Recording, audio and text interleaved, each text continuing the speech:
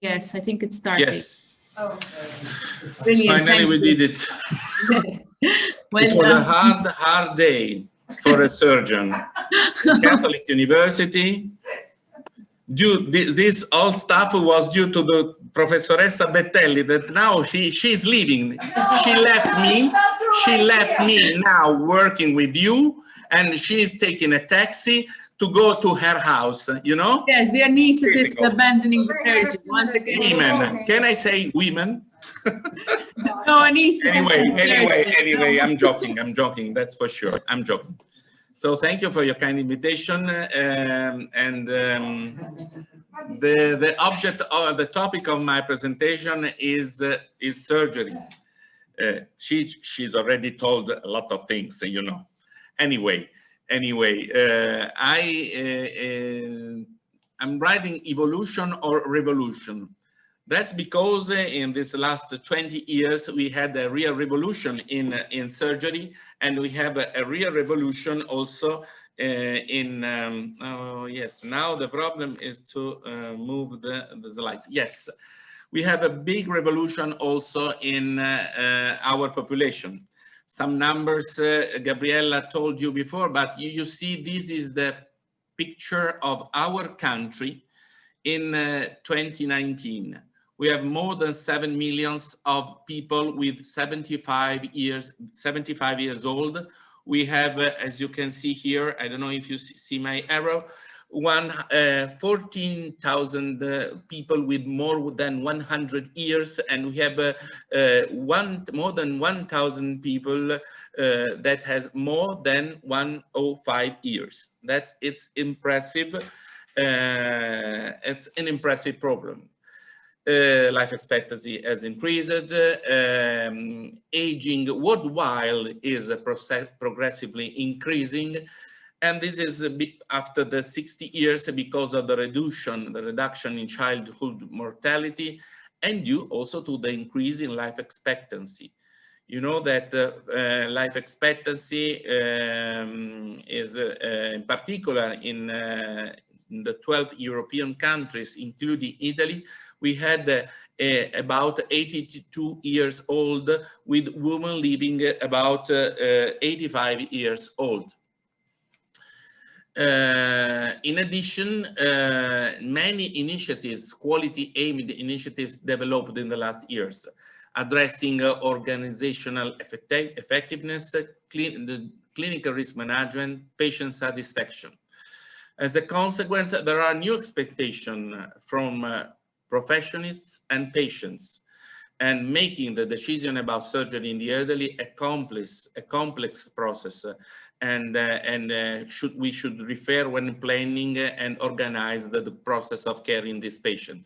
To obtain, as Gabriella said before, the most favorable result, there is the necessity of an appropriate preoperative assessment and effective communication that are the goals also for the surgeon to obtain results, reduction of the impact of surgical aggression, and adequate perioperative management is fundamental. Worldwide, I will run faster because of the time, because of Gabriella leaving. I'm fast run on these slides,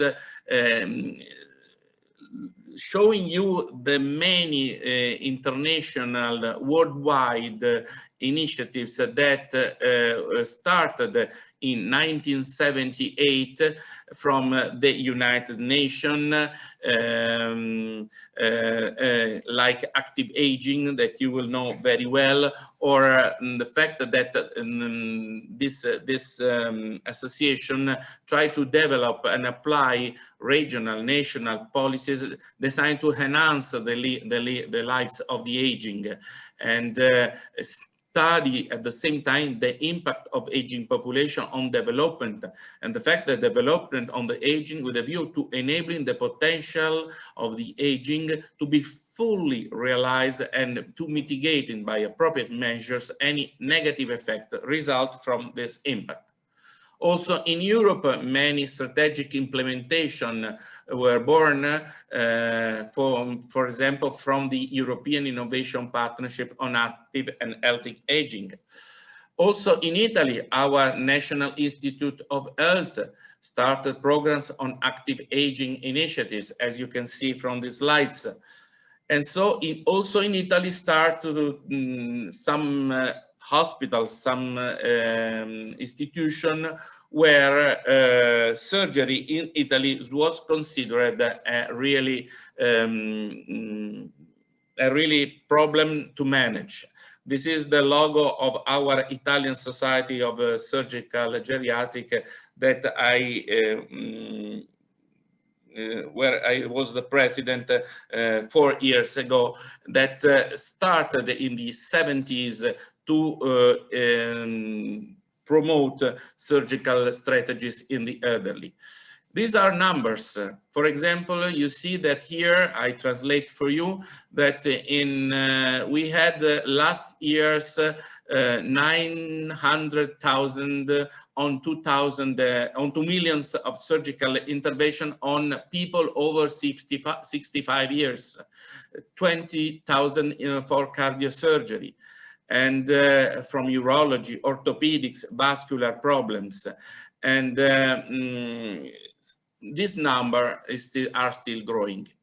In 2014, the total number of hospitalization has been reduced, but also for acute care hospitalization. But the admission of person of 70 or more years increased, and had also an increased cost, 7.3% in men, stable percentage stable cost on women.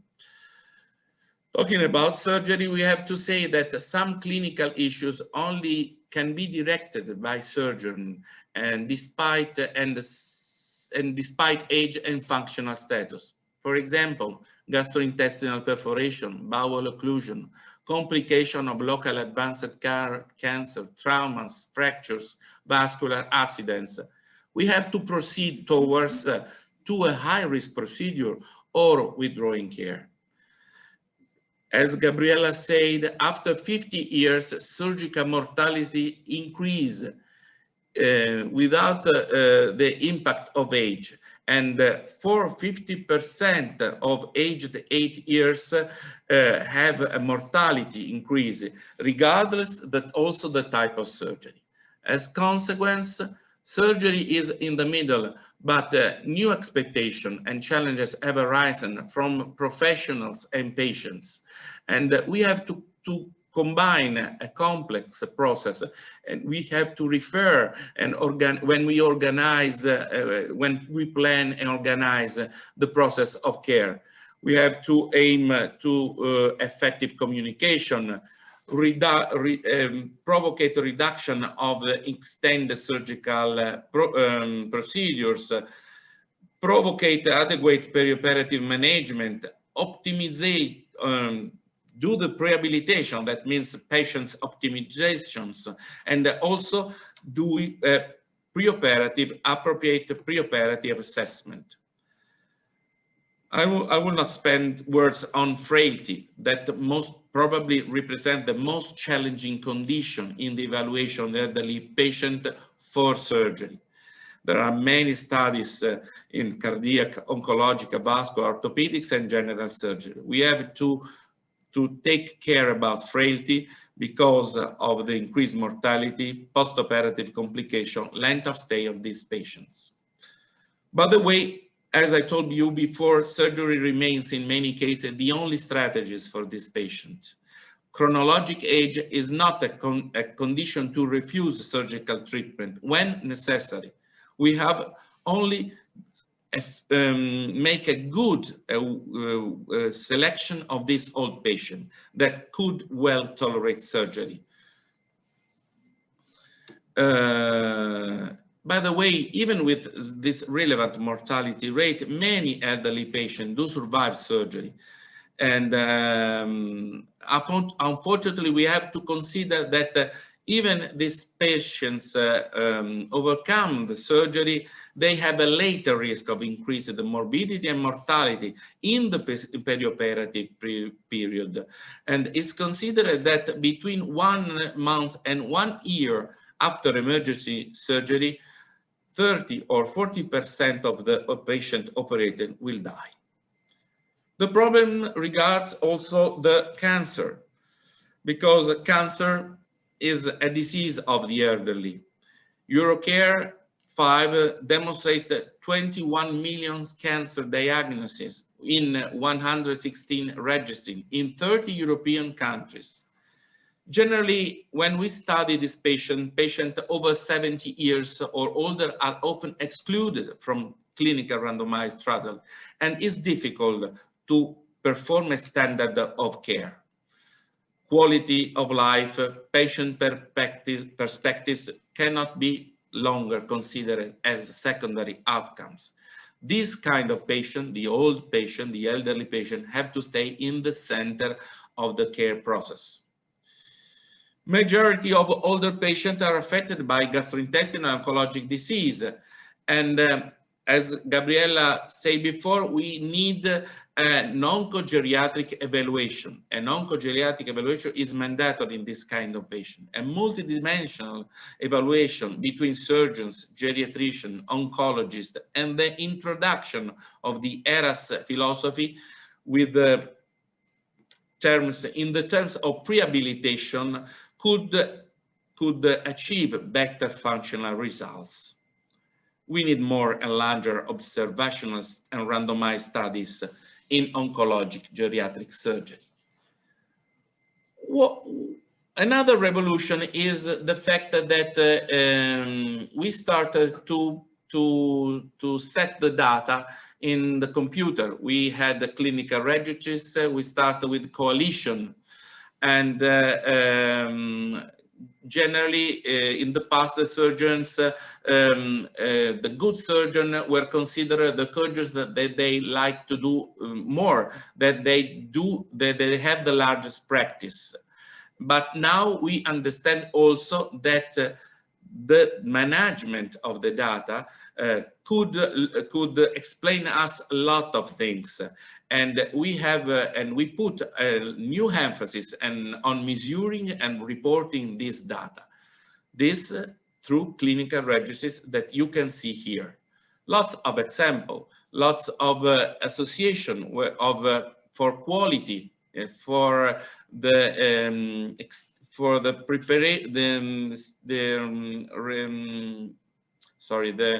guide to prepare best practice guidelines in surgery for older adults. Words, associations, and books also. Which is one of the goal of this association are obviously to improve surgical outcomes, shortening length of stay, reducing readmission rate, increasing home self-care discharges. Optimization, this PDTA of the patient, and we have also geriatric surgery verification programs that encourage the creation of center in geriatric surgery. Like here in cooperation with the American College of Surgeons. Here there is, for example, a paper where they talk about a GSV program where they propose 32 new surgical standards in more than 50 interest groups, with the goal to encourage a creation of the centers of geriatric surgery.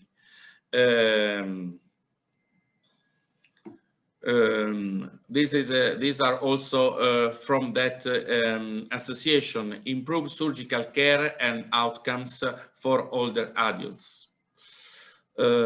Which are the key points? Create the multidisciplinary teams, assess its geriatric resource in turn in the hospital, evaluate the frailty and cognitive situation of the patient, select the screening tools, and divide surgical patients in different risk groups, optimizing with the purpose to optimize patient care on individual factors.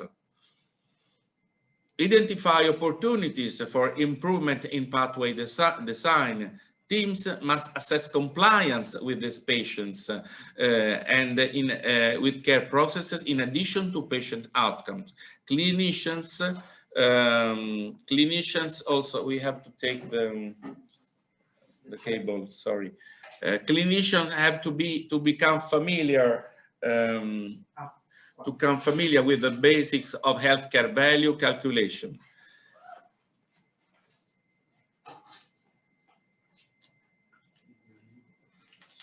In this paper, for example, at multivariate analysis, we saw the predictors of inpatient mortality was the first outcomes, the postoperative length of stay, discharge to nursing facility. We say that after statistical elaboration, higher proportion of this patient was associated with decreased mortality and shorter postoperative length of stay. So higher volume was not associated with mortality, but was associated with longer length of stay and decreased discharge to nursing facility. So treatment of this geriatric patient at hospital with the highest proportion of high-risk geriatric surgery is associated with improved outcomes. This is also another study where they consider the adoption of laparoscopic colorectal surgery in the elderly population. And they compare open or laparoscopic with these outcomes that are trends in utilization by approach, the cost, the length of stay, readmission, complications. At multivariate analysis demonstrated that non-invasive surgery have to be considered case by case, but could be crucial in this patient. Is a good option in elderly patient because of the reduced impact on immunocompetence and the endocrine metabolic answer at the surgical stress, giving a better postoperative outcome with a good level of evidence. During laparoscopic procedure, we have to avoid prolonged Trendelenburg or anti-Trendelenburg patient position or unjustified prolonged operative time.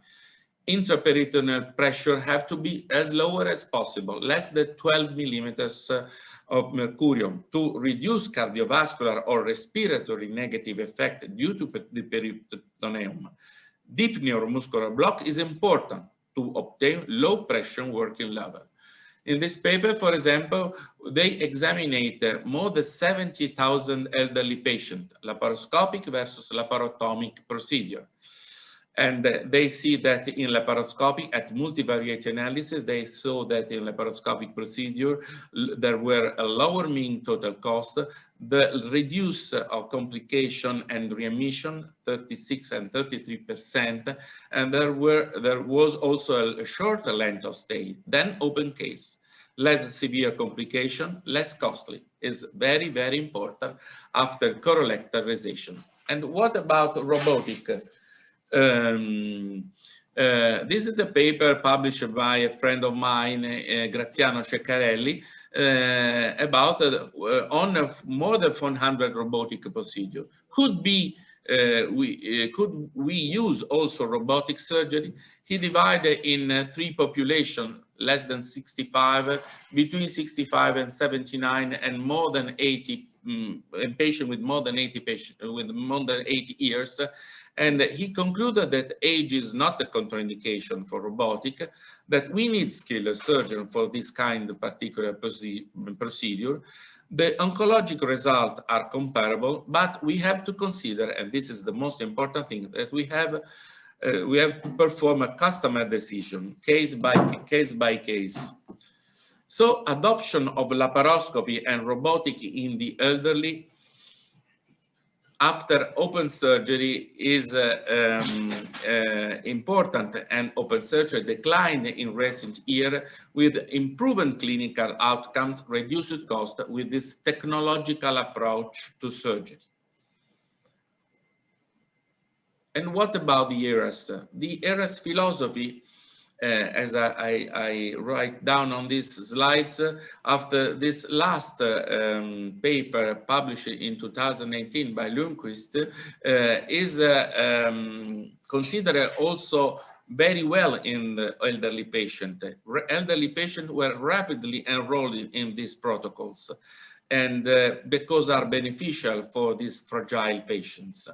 The concept that they introduce is the concept of rehabilitation that was also considered in the 24 items that Lundquist published in the new paper published in 2018. This may develop to an important additional preparation for this kind of patient. And they demonstrate that they will have a similar length, the elderly patient will have similar length of stay, similar rate of postoperative readmission and complication as the younger patient. We did a lot of things here, me and Gabriella, and also in Italy, talking about surgery in the elderly. We started with a big revolution, as you can see from all these books that were published in the last year. We also translated the American Geriatric Surgery and American Colorectal Surgeons book about the perioperative management. And from this little book, we started our idea to begin this master on perioperative management in the elderly. I'm concluding my presentation, and I will tell you that to meet the challenges that demography and epidemiology are bringing to our societies, even those with a high standard of living, several care and health strategies now should be reviewed. In particular, the care for elderly, considered as frail, considered complex subjects, must be planned, must implemented, and have to be effected as a part of a network of geriatric continuing care. Interventions should respond to multidisciplinary, multidimensional, multi-professional logic process. Older patients require specialized preoperative care, and it's important also understand the hospital level factor associated with the high quality care in geriatric surgery. The hospital with greatest proportion of high-risk geriatric surgery reduce inpatient mortality, shorten the post-operative length of stay in comparison with hospital with the lowest proportion. It's important to develop programs to enable hospitals to provide high-quality standard surgical care with this rapidly aging population. The absolute volume of high-risk geriatric surgery performed is not associated with a better result in inpatient mortality, but generally with longer postoperative stay in the hospital, as well as decreased discharge to nursing facility. And as surgeon, I have also to stress the fact that quality of life is extremely important. Surgery have not only to be intended to increase survival, as previously said, but also to maintain the quality of remaining life of this fragile, particular kind group of patients. I thank you for your attention, and thank you very much for your invitation.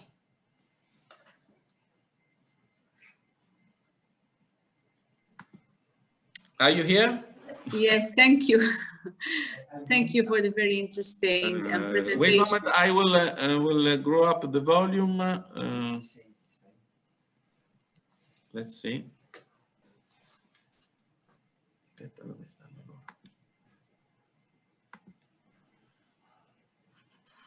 Volume. Dovrebbe essere questo.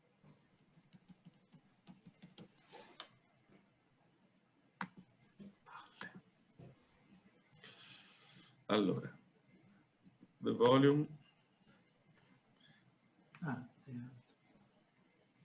È alto. Can you hear me? Yes, we can. Yes, Can you? I can hear it louder. Okay.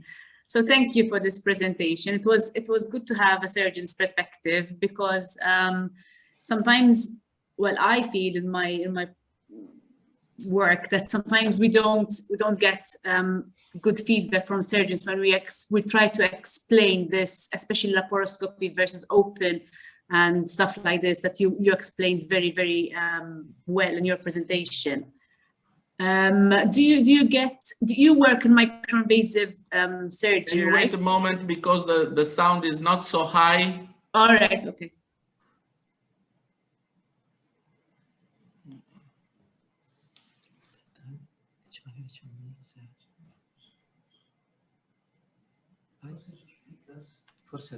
Now? Can you hear me now better? As before. Okay, don't worry about it. No, I can hear you, but if you speak just a bit. No, all I was saying is basically thank you, because we have had the surgeon perspective, whereas we usually have our own perspective as anesthetists. You know, in our practice, sometimes we do tend to have arguments, so to speak, with surgeons as to what kind of surgery is best for which patient. So for the elderly, for example, laparoscopic versus open, but you very clearly showed us like what is needed, but mostly it's basically case by case. Take-home messages, basically case by case discussion. Yes, case by case. Yes, case by case. Because sometimes that's not done more often than not. Any questions, please, from the participants? Well, let me see the chat. But we have to say in general that improvement in technological approach reveals in many papers better results in skilled surgeons. So we need high volume centers, but mostly hospitals that has the real knowledge of the problem. Is not only surgery, is also the selection of the patients, the terms rehabilitation of the patient, and the multidisciplinary, multi-professional approach to this kind of patient. Yes, surgery, IRES protocol are important. Minimally invasive surgery is extremely important, but is not the only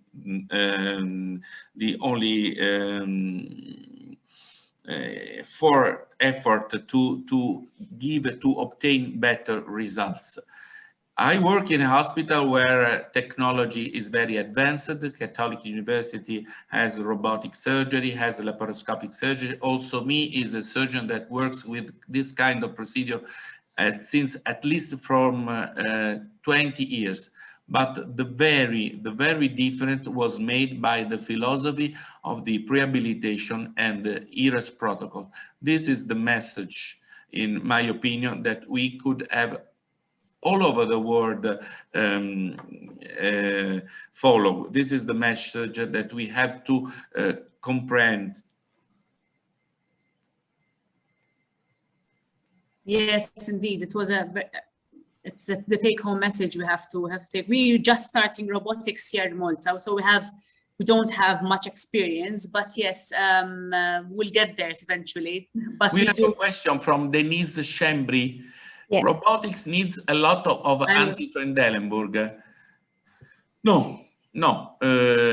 We need the anti-Trendelenburg as well as the Trendelenburg position.